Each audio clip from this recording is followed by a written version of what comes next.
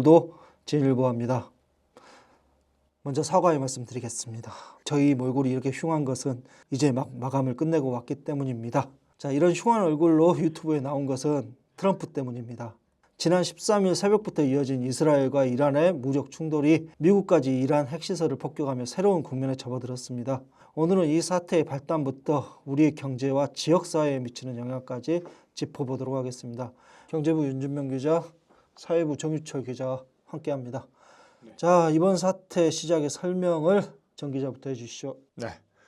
이번 사태는 이스라엘이 6월 13일 새벽 일명 라이징 라이언 작전을 개시하면서 시작됐습니다. 이스라엘은 전투기 200대와 폭탄 330발을 동원해서 이란 핵시설과 군사시설 100여 곳 이상을 공습했는데요.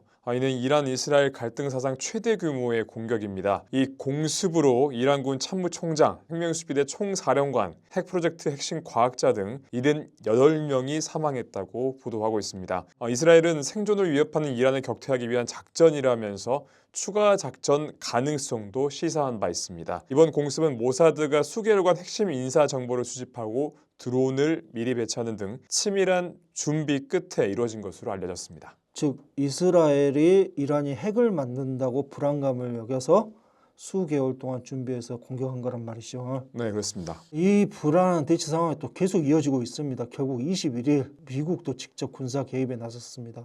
A short time ago, the U.S. military carried out massive precision strikes on the three key nuclear facilities in the Iranian regime, Fordow, Natanz, and Esfahan. Our objective was the destruction of Iran's nuclear enrichment capacity and a stop to the nuclear threat posed by the world's #1 state sponsor of terror. Tonight, I can report to the world that the strikes were a spectacular military success. 미국이 직접 군사 개입에 나선 이유가 무엇일까요, 윤 기자? 미국은 6월 21일 스텔스 폭격기와 벙커버스터를 투입해 이란의 나탄즈, 포르도, 이스파한 핵시설을 폭격했습니다. 그 이유는 세 가지로 정리됩니다. 첫 번째, 이란 핵 농축 능력을 결정적으로 제거하기 위해서입니다. 새 시설은 이란 핵 프로그램의 중추적 시설로 미국은 이란의 핵무기 역량을 제거했다고 발표했습니다. 두 번째로는 이스라엘의 공습 한계를 보완하기 위해서입니다. 이스라엘이 단독으로는 깊은 지하시설, 특히 포르도 같은 시설을 파괴하기 어렵다는 점에서 미국이 나섰습니다. 세 번째로는 미국의 국가 안보 이익 때문입니다. 트럼프 대통령은 미국과 동맹국의 안보가 걸린 문제라며 독자적 개입의 정당성을 강조했습니다. 이게 과연 정당성이 있는지는 잘 모르겠습니다만은 다른 국가들도 가만히 있지는 않았을 것 같습니다. 국제사회의 반응은 어땠나요? 유엔 안보리는 긴급 소집됐고 유럽 주요 국가 영국은 위험한 긴장 고조라며 즉각 자제를 촉구했습니다. 반면 이란은 국제법 위반이라며 보복을 경고하고 있습니다. 그러겠죠. 예. 또 트럼프 행정부가 이스라엘 공습을 알면서도 이란에 추가 경고를 하지 않고 대사관 인력만 철수했다는 점이 논란이 됐습니다. 트럼프 측은 개입하지 않았다고 해명했지만 이란은 미국의 승인 없이는 공습이 불가능했다며 협상은 무의미하다는 입장을 밝혔습니다.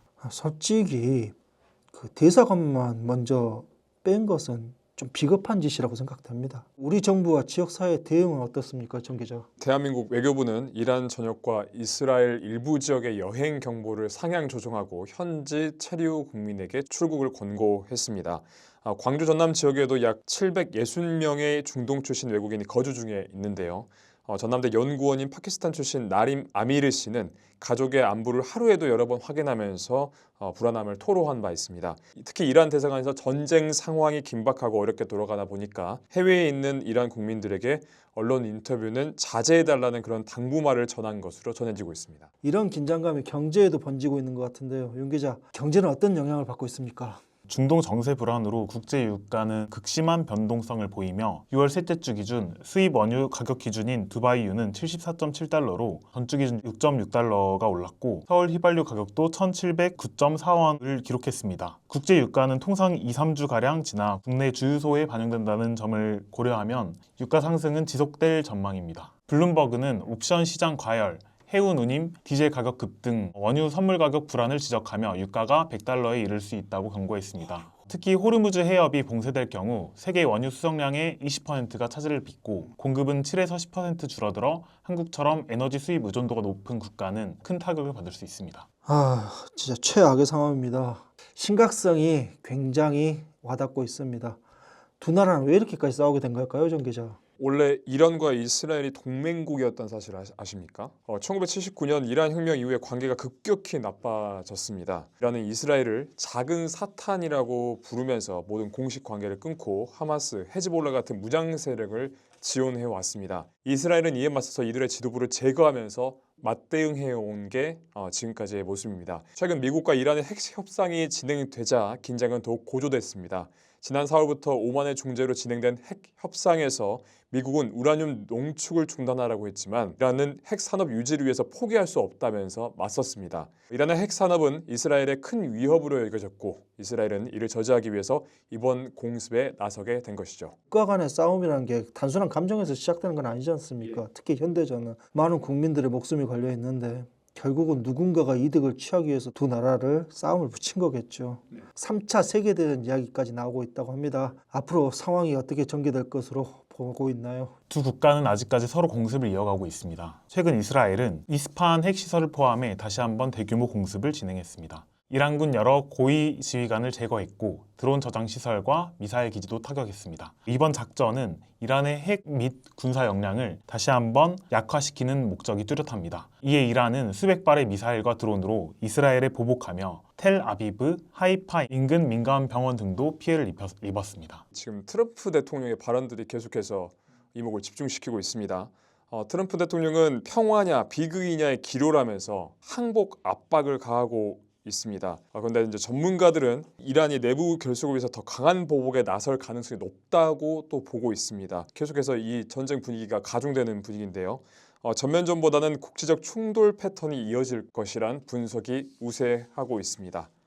솔직히 트럼프가 좀 과하죠, 지금 우리 입장에서는. 자, 이번 사태는 단순히 중동 지역의 충돌이라고 볼 수가 없습니다. 왜냐하면 지금 전 세계는 굉장히 매우 가깝습니다. 우리의 일상과 경제 그리고 국제사회 전체에 긴장과 영향을 주고 있습니다. 이런 예상치 못한 변화의 바람이 불고 있는 만큼 국제사회와의 협력, 안정적인 정책 그리고 우리의 신중한 준비가 어느 때보다 중요한 시점입니다. 저희는 앞으로도 변화하는 상황을 면밀히 살피고 깊이 있는 이야기로 여러분과 함께 하겠습니다. 내일도 제일보합니다. 감사합니다.